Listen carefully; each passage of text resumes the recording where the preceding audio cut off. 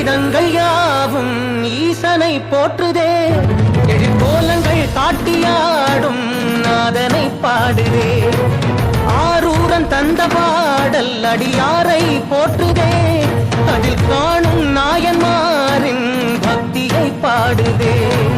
சம்பந்த தேவாரம் கேட்டு சாம்பல் பெண்ணானதே, அப்பர்தம் தாண்டகம் கேட்டு நாகம் உயிர் தந்ததே. அடநாடென்ன காடென்ன குலம் என்ன பிரிவென்ன எல்லோரும் அடியார்களே. திங்கள் சூடிய நாதனே, கங்கை நாடிய வேதனே, மங்கை கூடிய பாகனே,